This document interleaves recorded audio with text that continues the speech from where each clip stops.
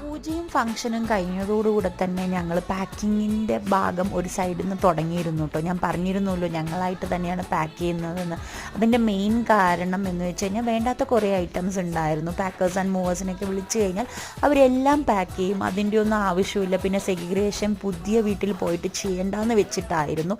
അപ്പോൾ ഇതിലിടയിൽ പാക്കിങ് നടക്കുന്നുണ്ടായിരുന്നു. അതുപോലെ സെയിൽ ചെയ്യാനുള്ള സംഭവങ്ങളൊക്കെ സെയിൽ ചെയ്യുന്നുണ്ടായിരുന്നു. കുറച്ച് കളിയും ചിരിയും ഒക്കെ ആയിട്ട് തന്നെ പാക്കിങ്ങും സംഭവങ്ങളൊക്കെ കഴിഞ്ഞു പോയി. ലാസ്റ്റ് മൊമെൻറ്റിലെത്തിയപ്പോൾ ഞങ്ങളുടെ കട്ടിൽ, ടി വി എല്ലാം വിറ്റ് കഴിഞ്ഞിരുന്നു. ഞങ്ങൾ നിലത്തടക്കം കിടക്കാനായി ആ അവസ്ഥയിലെത്തിയിട്ടോ. കുറേ കൊടുക്കാനുള്ള ഐറ്റംസ് മാറ്റി വെച്ചു. പിന്നെ അതേപോലെ തന്നെ അത് പാക്ക് ചെയ്തതിനൊക്കെ സൈഡിലേക്ക് മാറ്റി വെച്ചു. അങ്ങനെ ഞങ്ങൾ ഒരു വിഷമത്തോടെ ആണെങ്കിലും ദിവസം എടുക്കും തോറും സങ്കടം വരുന്നുണ്ടായിരുന്നു എനിക്ക്.